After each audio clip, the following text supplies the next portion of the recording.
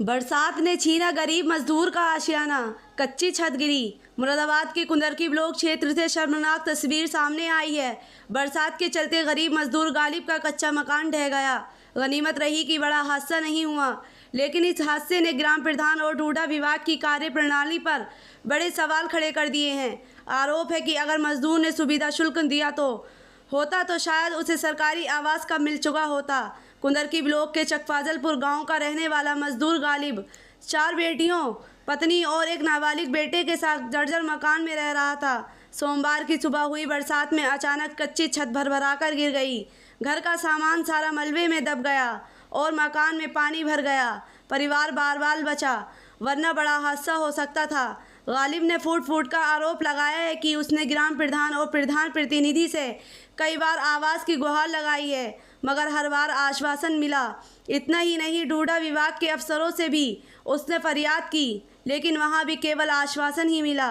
गांव वालों का कहना है कि अगर गालिब ने सुविधा शुल्क यानी रिश्वत दी होती तो अब तक उसका नाम आवास योजना में चढ़ चुका होता, लेकिन जो गरीब ईमानदारी से सिर्फ अपने हक की उम्मीद करता है, उसे यहाँ कोई सुनवाई नहीं होती। आज गालिब और उसका परिवार खुले आसमान के नीचे है। आंखों में आंसू लिए मजदूर पूछ रहा है, क्या गरीब को सरकारी योजनाओं का लाभ पाने के लिए भी रिश्वत देनी होगी? आखिर क्यों इतनी भ्रष्ट हो चुकी है व्यवस्था? केंद्र और राज्य सरकार लगातार गरीबों को छत देने के लिए योजनाएं चला रही है, लेकिन ज़मीनी स्तर पर प्रधान और अफसर इन योजनाओं को अपने भ्रष्टाचार की भेंट चढ़ा रहे हैं। समाचार टीवी से शावेज खान की रिपोर्ट।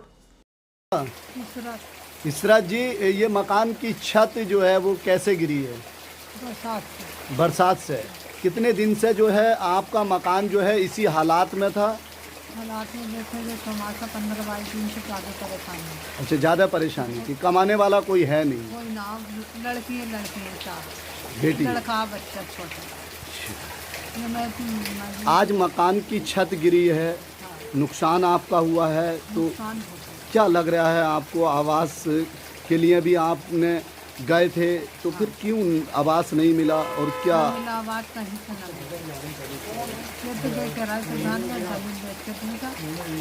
अच्छा, प्रधान ने कहा, बुलाया था मैंने जी। मेरा मकान कैसा हो गया, क्या करूँ? तुम्हारा लॉयर पर भी जमा नहीं, मीटर पर भी जमा नहीं, कहाँ से करूँ? मकान की छत गिरी है, रहने के लिए अब जगह भी नहीं है, सर से छत का साया भी ख़त्म हो चुका है। क्या लग रहा है, अब आप क्या चाहती हैं? मैं ये चाहती हूँ बस मेरा मकान, मकान, मेरी बच्चियाँ कहाँ जाए? जमान बेटियाँ। जी, क्या नाम है आपका? गालिब जी। कौन सा गांव है ये? अच्छा, ये जो छत थी, मकान कच्चा मकान है आपका, और ये जो छत गिरी है मकान की, आपकी कैसे गिरी है? बारिश में गिरी है। अच्छा, बारिश में गिरी है। तो क्या नुकसान यहाँ पर हुआ है? छत तो गिरी है, उसके साथ क्या कोई सामान का भी नुकसान? सामान भी सब ऐसे ही दब गया। अच्छा, कितने लोग थे परिवार के इस समय? 5-6 थे। अच्छा, कौन कौन है परिवार में? कितनी बेटी बेटा हैं? 4 लड़कियाँ, 1 लड़का। अच्छा, बेटियाँ बड़ी हैं। हाँ, क्या करते हैं आप? मैं मजदूरी करता हूँ। चाचा, ये तमाम जो है सरकार जो है आवास जो दे रही है, तो क्या आपने आवास के लिए कहीं कोई गए थे? जी, कई जगह इतला करी, बड़ा कोई सुनता ही ना भैया, गरीब की कौन सुना है? अच्छा, और ग्राम प्रधान से कही हुई कोई बात?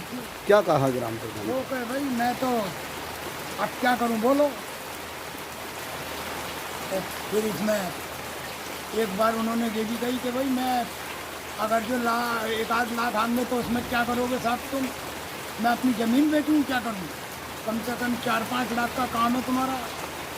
किसने बोला था ऐसा? यही पप्पू नाम है क्या उसका, सानू। तो लगातार जो है तमाम आवास के लिए आपने दर बदर भटके, लेकिन उसके बाद भी आवास नहीं मिला।